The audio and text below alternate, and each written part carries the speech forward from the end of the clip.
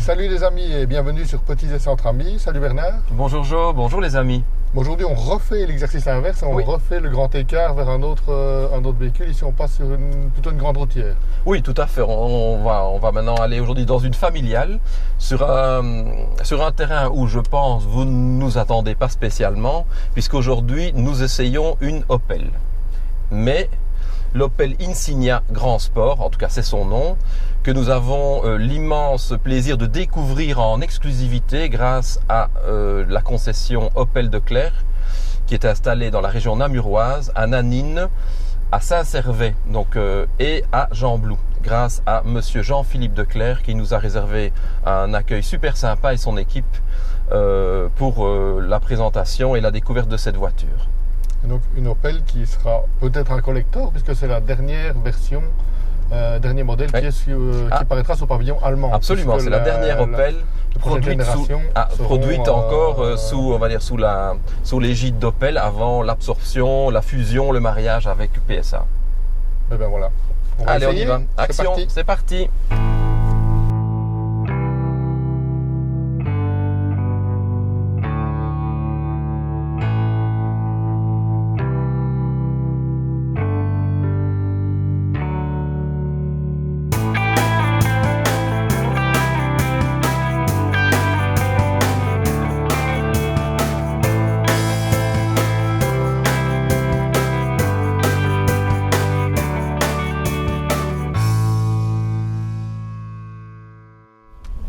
Premier constat, Jo, dans cette voiture, ce qui frappe immédiatement ici, c'est à l'extérieur, on va pas laisser un petit peu, c'est le design. Ouais. Le design, je pense qu'Opel ici a voulu proposer quelque chose de radicalement nouveau par rapport à la version précédente. C'est vrai que ça tranche bien. Hein. Oui, ça n'a strictement rien à voir. Il s'inspire d'un concept qui a été présenté il y a quelques années. Concept Monza, donc avec une ligne, disons, assez effilée. Donc on se rapproche un peu d'une berline avec berline grand coupé. Ouais. Donc voilà, une ligne de toit qui retombe très fort sur la malle arrière qui est une partie intégrante, on va dire, de la carrosserie, puisque cette voiture est une 5 portes, puisque maintenant c'est un haillon. Il n'y aura pas de version avec coffre. Voilà. La version avec coffre, ce sera la version brick qui arrive incessamment sous peu en concession. Oui, d'ici quelques semaines, pour le mois de juin. Au niveau dimension, elle grandit à 4,90 m en augmentant de 5 cm et demi. Ouais. Donc ce qui la positionne un petit peu entre deux segments. Parce qu'on arrive entre le segment pour comparer de la Mercedes classe C et de la Mercedes classe E, puisqu'elle arrive à quelques centimètres de la classe E. Donc, ils ont privilégié un confort au niveau de l'habitabilité, puisqu'ils ont augmenté l'empattement de 5 cm. De 9 cm. De 9 cm. Pour finalement avoir un espace aux places arrière que vous verrez bien sûr, qui est particulièrement agréable. On a énormément d'espace et c'est très confortable. Et qui améliore aussi l'esthétique extérieure puisque ça diminue les porte-à-faux. Absolument.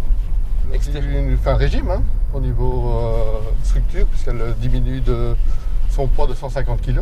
Oui. Pour une voiture, c'est pas même un peu plus, je pense, 165, 100. Suivant les motorisations. Voilà. C'est assez important. Ils ont eu, par l'usage évidemment, comme beaucoup de matériaux et d'alliages et d'aluminium, ils sont parvenus à réduire de façon assez sensible le poids de cette voiture. Esthétiquement aussi, un des éléments remarquables, c'est cette ligne de toit qui est fuyante et donc qui revient sur l'arrière, un petit peu à la manière des modèles grand coupés. Oui, qu'on retrouve sur la Passat un petit peu, la Mercedes, donc sont dans des voitures, les séries 4 grand coupés de chez BM. Voilà. Ça fait plaisir dans un monde où le SUV commence à régner en maître de retrouver quand même des berlines familiales. Oui, il faut dire que Opel a choisi de travailler sur un véhicule de type familial qui sont quand même des véhicules de grande diffusion, qui sont d'excellentes routières, plutôt que les SUV. Donc on était assis un peu plus bas. On va me dire, mais par rapport aux SUV, par rapport même aux voitures traditionnelles, je trouve qu'on est assis assez bas. On avait un peu ce sentiment, mais sans aucune comparaison, je précise, parce que ce n'est pas le but ici, dans l'Alfa Giulia. Donc on est assis assez bas dans cette voiture qui donne, on va dire, un agrément de conduite assez appréciable, en tout cas en matière de position de conduite. Et donc le gros élément qu'ils mettent en avant chez Opel, ce sont ces nouveaux feux, les feux matriciels. Les feux matriciels, oui.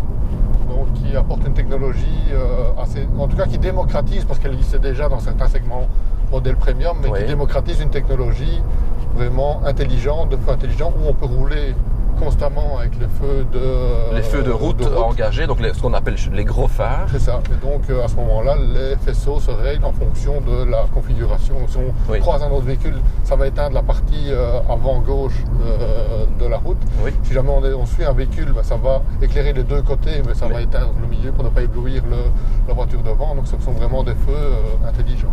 Ces feux qui donnent également une signature visuelle assez intéressante, assez personnel d'ailleurs. D'ailleurs, signature visuelle qui a été. Donc, on peut dire que cette voiture extérieurement, pour en clôturer avec l'extérieur, donc on remis son design donc de faux coupé à un capot très plat, qui donne un sentiment comme cela de largeur, d'une certaine assise sur la route, avec une signature visuelle au niveau des phares qui est propre aussi à Opel, un peu format d'aile comme ça, de boomerang on peut dire même ainsi, qui lui donne une personnalité qui lui est propre, qui doit être assez sympa à mon avis de nuit à observer. Et le dessin de la calandre aussi, avec le sigle Opel qui est prédominant au centre de la calandre, ainsi qu'au centre de la malle arrière, qui lui donne justement une certaine puissance affirmée, en tout cas au niveau statique. Et donc au niveau de l'intérieur, on voit ce tableau de bord avec une ligne très plate aussi, je veux dire, Oui, en plus du design, on va dire, qui est franchement nouveau, une chose qui frappe, moi je l'avoue, je ne suis pas un habitué de la marque Opel, je dois le reconnaître, mais ce qui frappe dans cette voiture en tout cas, c'est quand même une perception de qualité qui est bien réelle. On peut le dire, on a ici dans la voiture une présentation qui est vraiment très soignée, avec ici un habillage cuir, des surpiqûres visuellement, des surpiqûres sur les sièges, et alors comme tu le disais, un tableau de bord assez épuré finalement. Ils ont fait un peu la chasse aussi aux boutons, donc il y en a encore quelques-uns, mais c'est vrai qu'ils ont... Le but était l'ergonomie, donc ils ont quand même diminué le nombre de boutons, et donc c'est vrai qu'on a certaines touches nécessaires, mais il n'y a pas de surabondance de boutons et donc de commandes superflues. Oui, donc ça c'est très très bien. On a un tableau de bord avec la possibilité de choisir différents affichages, en plus de l'affichage tête haute, qui est très complet, puisque dans l'affichage tête haute, ici, je regarde, nous avons la possibilité d'avoir, bien sûr, les kilomètres affichés, le régime moteur, d'avoir l'affichage tête haute des plaques concernant la vitesse autorisée sur les routes, d'avoir la radio également qui s'affiche, et d'avoir le GPS. Donc très très complet à ce niveau-là.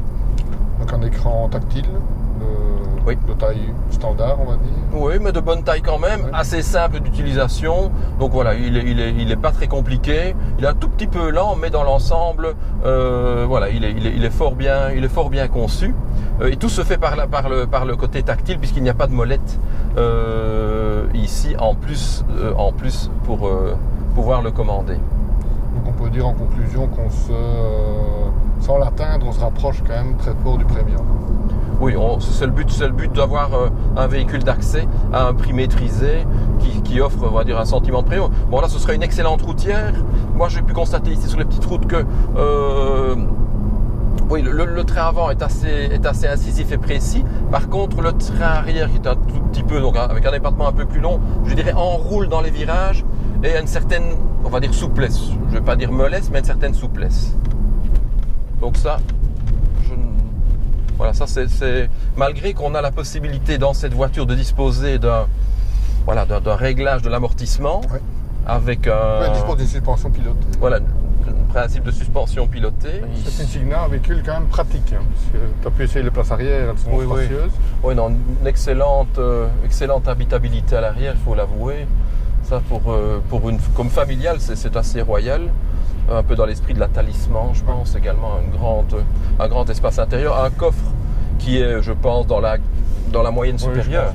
Je pense qu'il est à 490 litres, 490 litres, en configuration, on va dire, avec la banquette bien sûr relevée. Et lorsqu'on abaisse la banquette arrière, on peut monter jusqu'à 1460 litres, je pense. Donc, ce qui permet quand même d'avoir une excellente capacité de chargement, et qui sera encore un petit peu accru avec la Insignia Sport Tourer qui arrivera dans quelques semaines.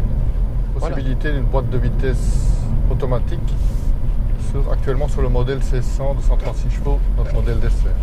Une boîte automatique à 8 rapports. 8 rapports. Oui. Ça doit être une excellente boîte. Je ne sais pas quel est leur fournisseur de boîte. Est-ce que c'est la ZF? On ne sait pas. Je ne sais pas. 8 rapports, ça me fait penser à ZF. Bah, écoute, maintenant, ils vont à peu près tous vers la ZF. Au niveau motorisation, donc ici on a le 1600 cm3 de 136 chevaux diesel. 200 kW et 136 chevaux diesel. Donc il existe dans une version à 110 chevaux. Ouais. Et puis il y a un 2 litres qui fait 170 chevaux. Malheureusement pour la fiscalité la fiscalité en Wallonie, ce sera il n'y a malheureusement pas de version à 163 chevaux. Voilà. Oui. Et donc au niveau essence, les motorisations s'étalent de 140 chevaux à 250 chevaux. À 250 chevaux, oui. Mais actuellement, elles ne sont pas encore proposées avec de telles puissances. Mais là, je dois dire que avec une telle puissance, il faudra quand même qu'ils adaptent un petit peu le châssis malgré tout, parce que celui-ci, je trouve, n'est pas apte à pouvoir supporter une puissance très supérieure. Mais c'est clair, c'est un châssis de routière et pas de sportif. Oui, nous allons le voir, nous l'avons vu sur autoroute tout à l'heure. Effectivement, c'est vraiment une voiture qui se prête merveilleusement bien à des longs trajets. Un de ses points forts, il faut le souligner, c'est son tarif. Oui, celle-ci est proposée à partir d'à peu près TVAC, je précise, à peu près un peu plus de 30 000 €. En version d'accès. En version d'accès. Et bon, bien sûr, suivant les options que l'on apporte sur le véhicule, évidemment, ça peut monter suivant les demandes de chacun. Celle-ci en version bien équipée, même très bien équipée, on arrive à 40 000 €. 40 000 €. Celle-ci, effectivement, elle a le cuir. Elle a les sièges chauffants avant-arrière, ce que nous avons constaté. Oui. Le volant chauffant. L'affichage tête haute. L'affichage tête haute. Bien sûr, toute la technologie embarquée actuelle qui est, voilà ici, l'aide au stationnement. Oui. Elle a le détecteur de franchissement de ligne. Le levier de vitesse est assez doux. Oui. Ça, par contre, la course de l'embrayage est quand même fort longue. Comme souvent chez Opel, ils ont une pédale qui est assez longue avec une perception, je veux dire, tout à la fin. Oui. Le levier court. Perturbe un peu. On n'a pas l'habitude d'avoir des embrayages. Oui, bien sûr. Et voilà, et un petit peu, il faudra un petit peu s'habituer au rétrogradage à la hauteur de l'appui coude, de la coudoir centrale qui est un tout petit peu, je dirais, trop haut. Je pense qu'il aurait peut-être pu être 1,5 cm un peu plus bas pour avoir une plus grande aisance. Oui, on a pu tester le détecteur de ligne, le franchissement. Oui, voilà. On lâche le volant ici. On va frôler la ligne, il nous remet chaque fois sur c'est pas mal. Le droit chemin. Je trouve que c'est pas mal, effectivement. Si on est un peu distrait, on n'est pas alerté par une vibration ou un signal sonore. Il redresse la voiture, disons, délicatement, on va dire, redresse la trajectoire. De nouveau, pour les gros rouleurs ou pour la sécurité active ou passive, ça c'est réellement quelque chose qui est très appréciable. Technologiquement, je dirais, elle n'apporte rien de vraiment nouveau qui n'existe pas dans d'autres marques, mais elle est complète. Elle est réunie. Voilà, en effet. Parce qu'ils ont fait des packages qui sont à des budgets accessibles. Oui. C'est plus un package, disons, qui reprendront ici. Avec 2 ou 3 packages, on peut avoir dans cette voiture, on va dire, tout ce que la technologie actuelle offre et qui sont souvent des apports ou d'aide à la conduite ou de sécurité. Donc ça, c'est pas mal. Ce n'est pas malvenu. Ben voilà Bernard, nous voici au terme de cet essai. Oui, en effet. De cette toute nouvelle et exclusive Opel Insignia. Oui. Alors qu'est-ce que tu en as pensé, toi? Écoute, pour une première découverte avec Opel, parce que je te l'ai dit, je ne connaissais pas, je trouve que le produit, il a le mérite d'être, je trouve, il est bien fini. C'est une excellente routière, nous avons pu le voir sur National et sur autoroute, donc c'est une voiture qui remplit bien sa tâche. Je crois que ce sera sa tâche prioritaire en tout cas, d'être une familiale, d'être une voiture de flotte malgré tout. Il a un design qui est un petit peu novateur, avec des traits tirés, donc qui est aussi un petit peu entre un grand coupé et une berline traditionnelle. Non, je crois que cette voiture est bien née, et dans le rapport, dans le prix dans lequel elle est proposée, je pense qu'elle a une carte à jouer dans le secteur des berlines ou berlines premium en tout cas, suivant le positionnement qu'elle adoptera. Ah oui, c'est vrai qu'elle se rapproche, c'est un petit peu un modèle particulier puisqu'elle se rapproche effectivement du premium. Elle est un peu en deux gammes entre les généralistes classiques et les premium allemands. Tout à fait. Je veux dire, d'un autre côté, au niveau de la taille, elle est un petit peu en deux gammes aussi, Voilà. parce qu'elle est dans la gamme des berlines classiques et des grandes berlines. Donc elle se situe un petit peu entre les deux aussi. Donc c'est un bon compromis. Oui. Je pense qu'elle fait bien le lien entre je veux dire, ces deux volets, donc c'est un bon compromis. Une grande routière, confortable, une ligne séduisante. Oui, un peu dans l'air du temps. Ne pas briser les standards au niveau de l'esthétique, donc elle ne détonne pas au niveau de l'esthétique, mais elle garde sa ligne et elle la rajeunit quand même pas mal, puisque l'ancienne commence à devenir un petit peu vieille dans le paysage. Donc voilà, mission réussie, je pense. Mission réussie. Moi, un petit bémol un petit peu concernant, je dirais, l'amortissement, parce que je dois quand même un peu en parler. Je le trouve un petit peu trop souple.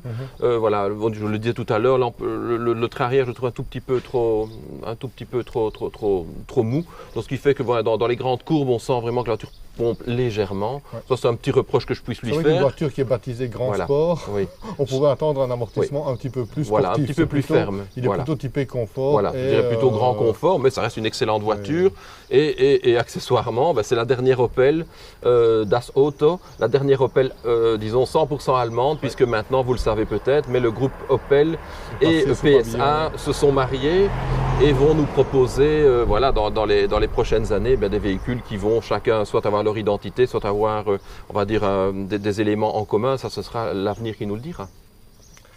En tout cas, on vous remercie pour votre fidélité et on vous dit dans une semaine. N'oubliez pas, comme d'habitude, toujours le petit pouce, partagez la vidéo et n'oubliez pas de vous abonner, c'est important parce que plus on aura d'abonnés, plus on pourra vous fournir de beaux essais. En effet.